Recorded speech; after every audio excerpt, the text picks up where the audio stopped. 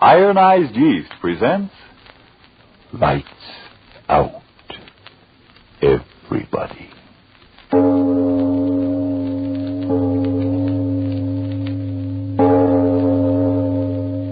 It is later than you think.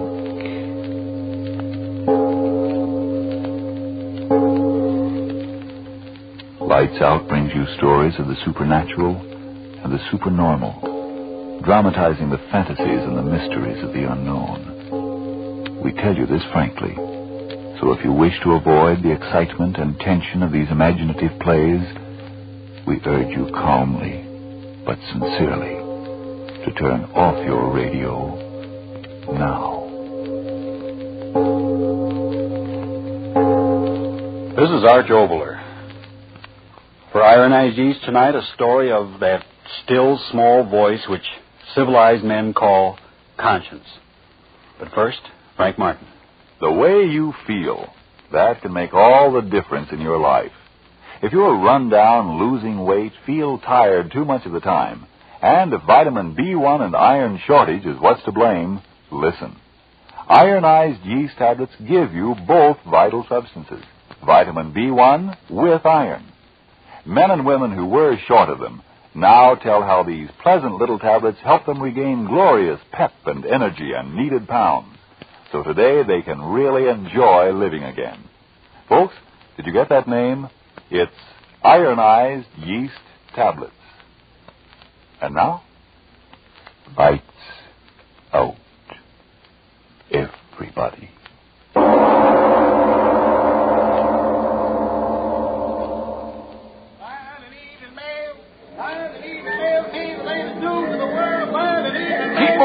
Keep moving along, ladies and gentlemen. Keep moving. There ain't no light from here. Keep moving. Hey, officer, what's going on in the hall? What's the bloomin' attraction? Read the signs, my man. Read the signs. Huh? Oh, the great Peter Stransky, world-famous explorer, appearing in person in lecture on headhunters of the Amazon. Go, Brian. Now, move along, fella. Move Oh, along. no, officer. Will you tell a bloke what that headhunting is referring to? Who's on to me? Now, look here. You're obstructing traffic. It's lecturing, the man is. Lecturing on these heathen tribes that hunt their neighbors' heads. Now, move along, man. Move along, or I'll take you in. Ladies and gentlemen, now you know the story of these strange motion pictures I have shown you this evening. For the first time in history, motion pictures taken of the lower Brazilian region.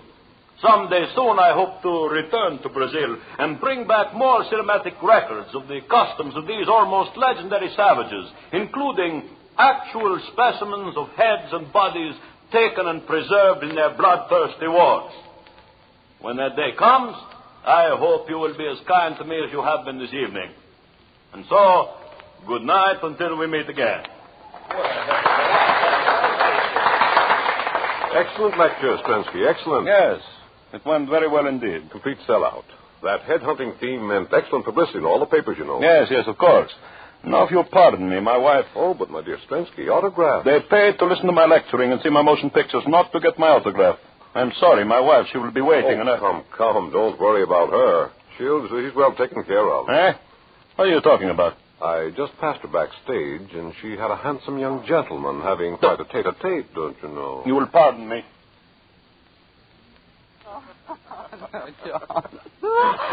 Oh, come now, Ellen, you must do it. Oh, but John, that's ridiculous. Who ever heard of such a silly thing? I did, and that's why I'm telling it to you. Well, I won't listen to another word. I really won't. Oh, yes, you will. No, I won't. If I might be so bold as to interrupt. Oh, Peter, it's you. I'm sorry to interrupt your most interesting conversation, my dear wife, but we must go. But, Peter, we... Come, I said.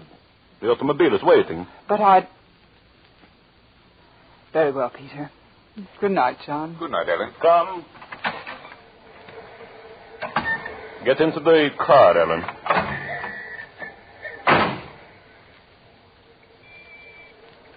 Why don't you say something, Peter?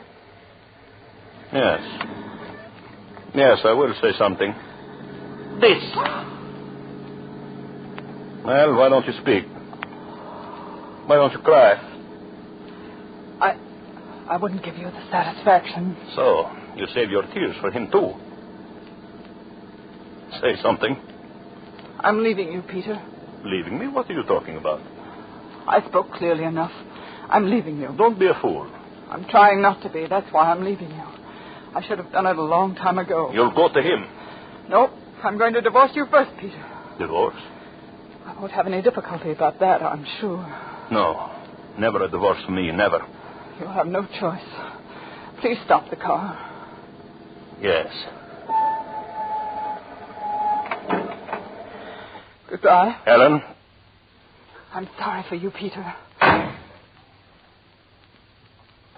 No.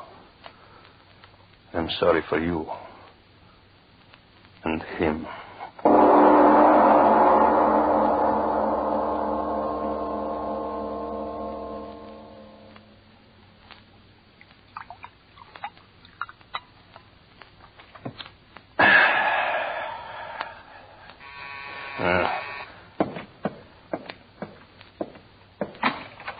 Well, come in, Ellen. Come in. And you too, young man. What do you want of us, Peter? It was very kind of you two to come here and join me tonight. You said it was important, Strensky. What is it? Oh, have a chair. Sit down. There is no hurry. Well, John and I, we're on our way to the theater. If you don't mind, Peter, tell us what you want. I want little. We have come to what the novelist would call the parting of the ways. As civilized human beings, we sit down. I, the husband, you, the wife, and you, young man, the, shall I say, favored one, to discuss our welfare. I'm sorry it worked out this way, Peter. It is life. Perhaps the fault was largely mine. I was not a very good husband. You're acting very decently about all this, Mr. Strinsky. All I can say is I love Ellen very much. And you love him, Ellen? Yes, Peter. If we could arrange matters quickly, I mean the divorce and all that sort of thing. Of course. I just said we are together like civilized human beings. And now, if you will excuse me, I will close the door. The servants, you know. He's acting surprisingly well about it all, Ellen. I'm not so sure, John. So, now what I have to say, I say in complete privacy. Peter, just why did you want John and me here? Yes. We should come to the point. You and I, Ellen, I suppose there is no use talking about us anymore. Is there? No. So, all right, I will be a gentleman. I will withdraw as gracefully as my clumsy self will permit. First, then, we will sign the papers. Papers? I want you to waive dower rights. Oh, just as you wish. Excellent. So here is the legal form as drawn up by my solicitor. I assure you it's quite in order. You will sign first, young man. Me? Yes, as a witness, you understand? Oh, very well. My pen. No. Use this one, please. Here. Oh, I'm sorry. Oh, John, what's the matter? Oh, nothing. Just a scratch. The pen point. Oh, I'm so clumsy. John, Oh, it's nothing, really. See, the pen point hardly broke the skin. Yes, but it did break the skin. Oh, yes, John. You see a drop of Oh, blood. it's nothing at all. Just a scratch.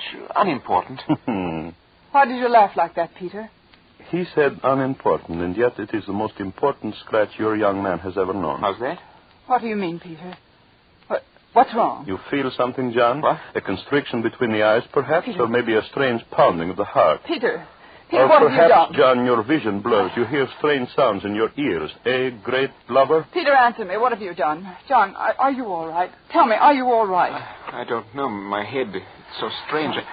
I John, what think is I'll it? sit down. Peter, what's wrong with him? What's wrong? John, what do your lips... You cannot speak, can you, John? If you open your mouth, the words will be your last. A great lover? Peter, tell me. Tell me, have you done something to him? Have you? John, look at me, darling. Speak to me. Tell me what's the matter. Yes. John. Yes, speak, John. Ellen, John! Peter, help me. He's fallen. Peter, help me. Help me. Help you? But, John, look at him. Look at him. He's ill, dying. Doctor, get a doctor. Not a doctor, my little wife. Doctors cannot restore even great lovers after the poison of Baracata has entered the veins. Poison. That pen. That scratch. Ellen, you must... So, the thought of your lover's death draws the blood from your head and you faint, eh, my little wife? When you awaken, you will wish that you died with him.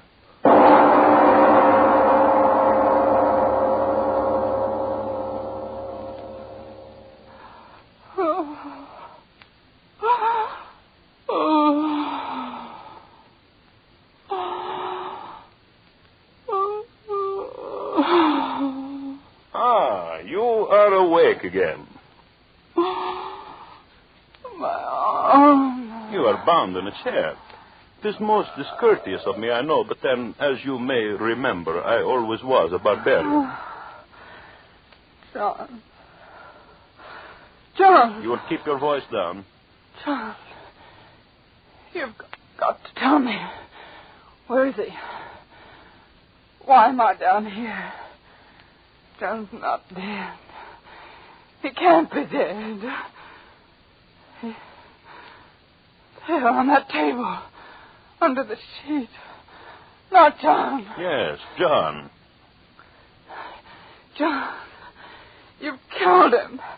Let me loose. Let me go to him. Stop that. John. Stop making John. that noise, you mad woman. Stop it.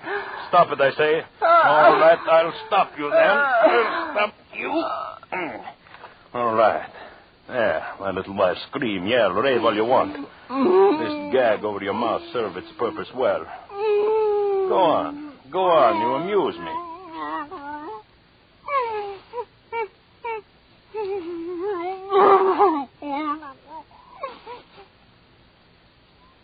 So, now you have discovered it is useless to talk to the gag, eh, Ellen? It is such a waste of effort, is it not?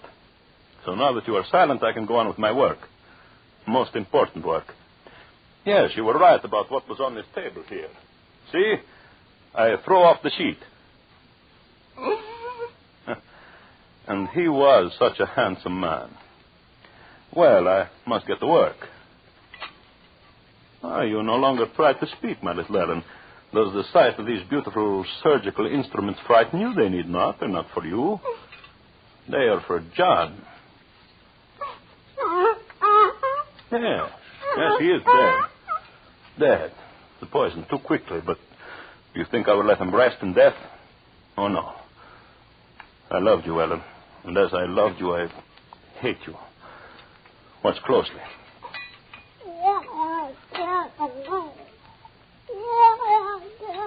What? I'm sorry, I cannot understand you.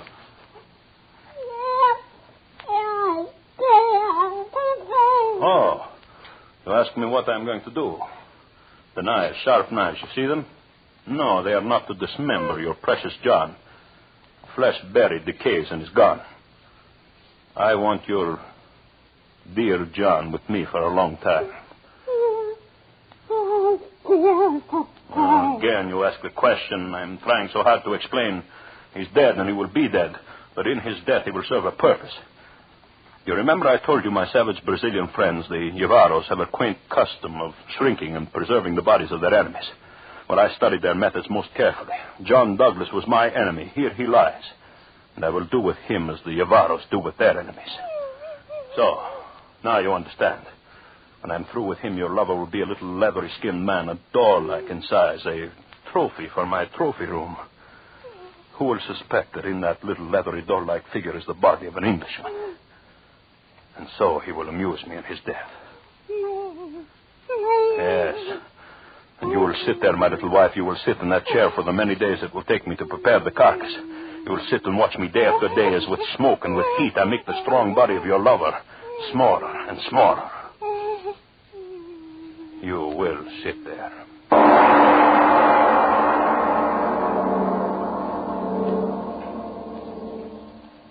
Ladies and gentlemen, a deep breath, please, before we go on with this story of a jealous husband and the strange and terrible revenge he took against his wife and the man she loved.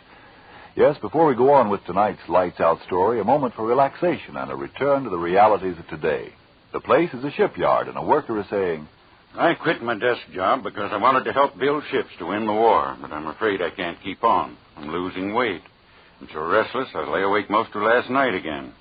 I feel so tired out so often when I know I shouldn't. I hardly know what to do. Do? Why, find the cause of your trouble.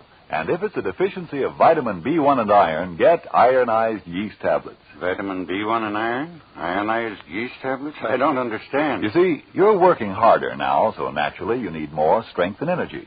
But when you don't get enough vitamin B1 from your food, you may lose your appetite, not eat all you need, and so lose weight and strength. And without enough iron, you may be weak and pale and too often feel all in. But ironized yeast tablets give you both vital substances. Vitamin B1 with iron. Maybe I better try ironized yeast tablets. By all means do if you're deficient in vitamin B1 and iron. Ironized yeast tablets have greatly helped many, many others with these deficiencies. See if they're not of equal benefit to you. See if before long you, too, aren't saying... Since I've been feeling so much better, I sleep like a baby. That tired-out feeling is gone. I'm sure glad I tried ironized yeast tablets. And now back to our lights-out story of The Little People.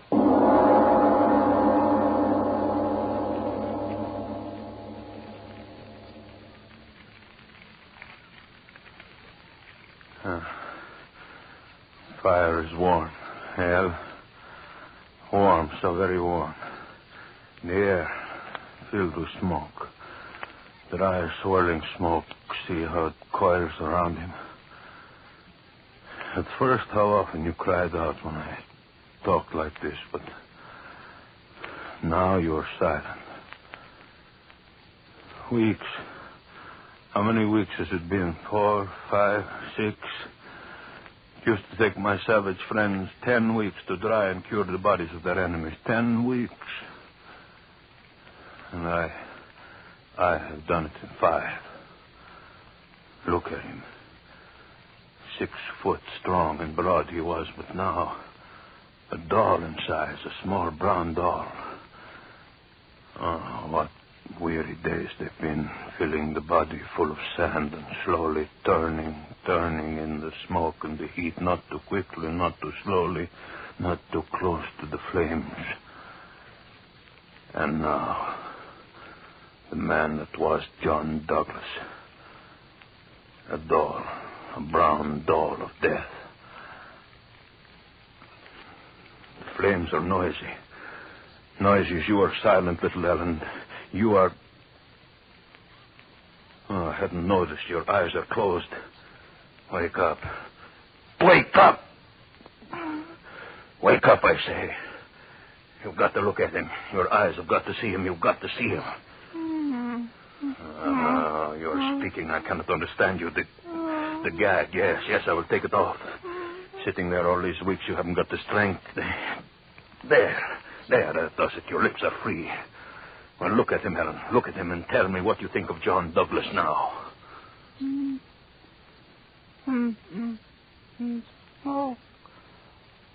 Smoke. Twisting round him. Smoke is taking him. Where is he gone? Ellen. Where is he gone? Ellen. Smoke. I'll go to him in the smoke. He's waiting. Helen, stop. Stop, you hear? Understand. You must understand. Smoke, he will wait for me. Smoke. What are you raving about? Yes, smoke. See how it curls around him. No. He's waiting. No, stop talking like that. Stop talking like that, I say. He's waiting. The knife. Where is the knife? I'll stop you. No. Ellen, all right.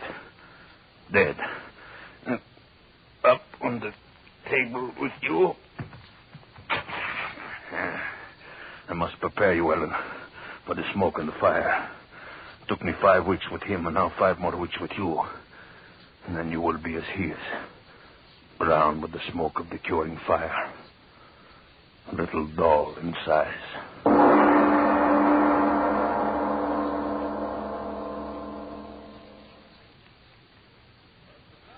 The Kayans of Borneo and the Celebes are not the only savage tribes which indulged in this most curious pastime of collecting human heads as trophies.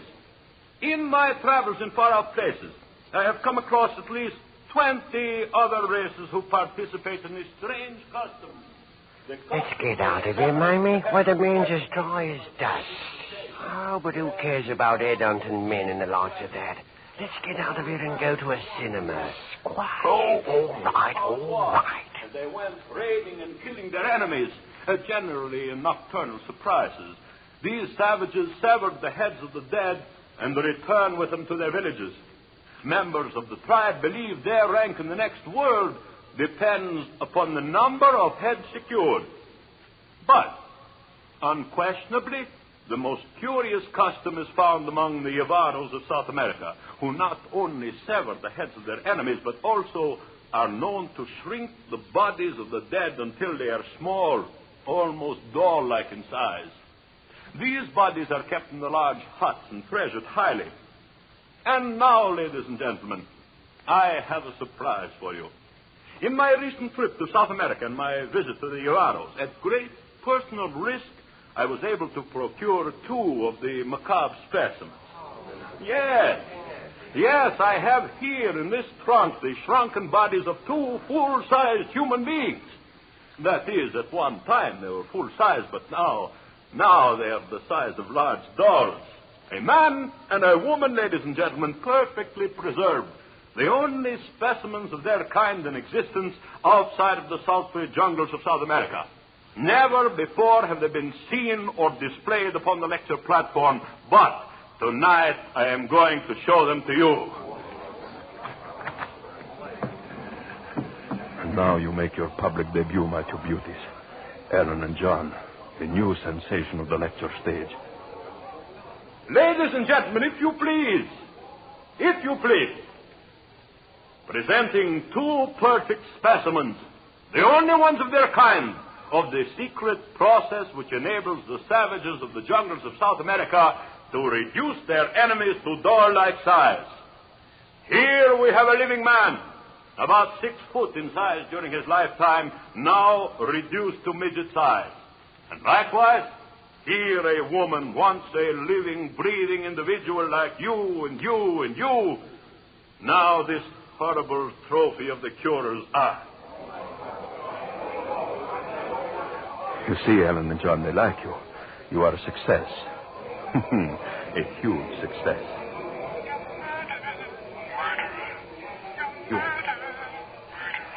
You're talking. No, you cannot talk. Dad, you cannot talk. No, you cannot talk. You're dead. You're both of you dead. Stop talking. Stop.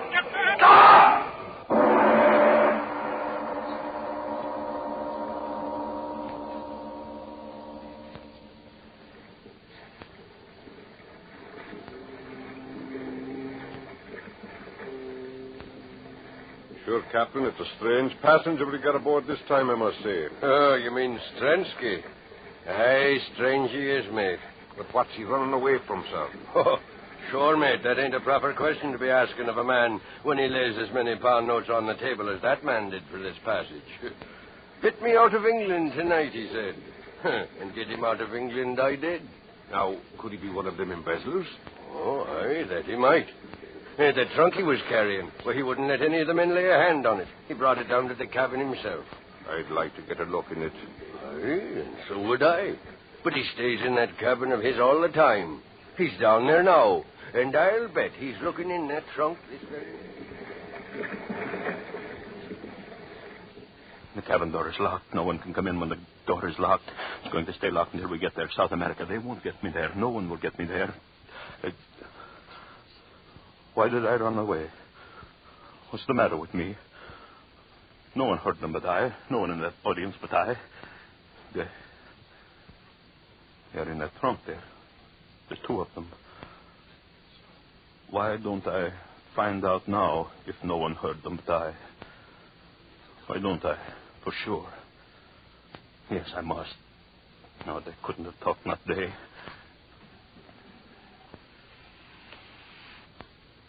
The 2 of you lying there. You didn't talk, did you? No. No, of course you didn't. You're dead. You're more than dead. Hollow flesh shrunk by the smoke of heat until you're smoky little dolls. Ellen and John, I'm free of you forever. Forever. You, Ellen. Thing that was Ellen. Why don't you say something? Again. I heard you again, the 2 of you. I heard you. No. Stop it. Stop it. Stop it. Stop it, you little things. You can't speak. You're dead, burned in the flames. Stop it. All right, I'll stop you. Into the sea. I'll throw you into the sea. From you and you. I've got you in my hands. I'll throw you into the sea. First you, Ellen. Into the water. There. And now you, John. Into the sea. The sea will stop that tongue of yours. There. Now I'm through with you. The water will stop your mouths. It stopped it. And free of you forever. The two of you forever. Huh? What's the matter? The matter? Oh, what do you mean, Captain? Nothing's the matter. Well, I thought I saw you throw something in the water. In fact, I'm sure of it. Oh, just some old things. Yes, that's it. Some old things I didn't want. Oh, I see. Well, as long as everything's all right. Yes. Everything's all right. No. It's a weird night, isn't it? Weird? Why do you say that, man? Yeah, it's so dark. No moon, not a star in the sky. It's like we were sailing at the black of a tomb without even candlelight to lead us. You know, if I was a superstitious... What in the devil's name is that? What? What are you talking about? There, to starboard, see? 2 lights. Different. Take it, what lights are those? They're coming closer. Stars, ship lights? No, that can't be. Why, I've sailed these waters for 15 years. It's they. What? The two of them, their faces. See them gleaming faces. Ellen, John, get back. Back to the water. I threw you in. Back. Trensky, what's back. come over you? Back. Stop bleeding over the rain. You'll fall in, man. Look out!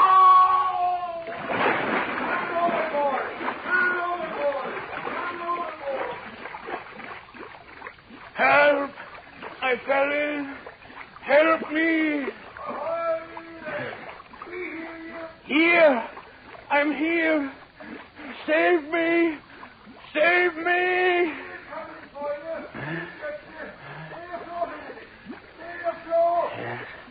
Yes, I'll stay afloat. They'll save me. I won't die. I won't. They'll save me. No, Peter. Huh? Take his other arm, Evan. I have his leg. No. Let go of me. Let go.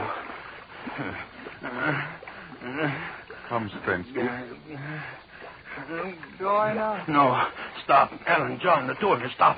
You're pulling me under. Drowning me.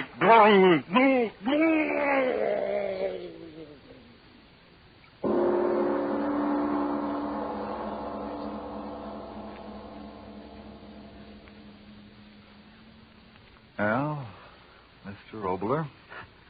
Well, Mr. Martin, what are you looking for tonight? Rationalization, morals? For, of course, the moral of tonight's story is a healthy and a hopeful one, that evil is its own undoing.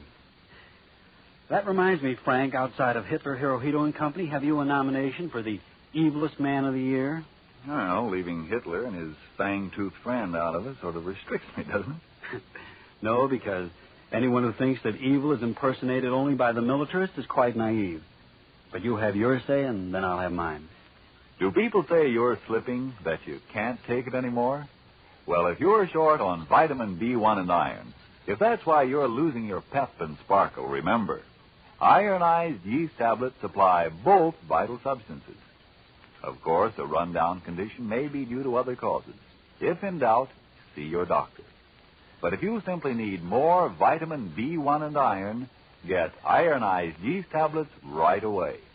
They've been of great help in scores of such cases. In fact, ironized yeast has been so successful that it's sold on this no-risk, money-back basis. If you don't begin to eat better, to feel better, and so sleep better, the cost of the first bottle will be refunded to you in full by Ironized Yeast, Box IY, Rahway, New Jersey. And now, what about this Mr. Evil of 1943? Well, I'd like to tell you about the evil now. I feel like it, but I'm going to tell about him in a play called Murder Castle. Yes, Mr. Evil of 1943. It takes place, as usual, at a time called next week. Yes, tune in next Tuesday again for Arch Obler's eerie story, Murder Castle. And if you need more vitamin B1 and iron, be sure to try ironized yeast. But remember, there's only one ironized yeast. You'll know it instantly by the yellow and orange package and by the big letters IY on the container and on each tablet.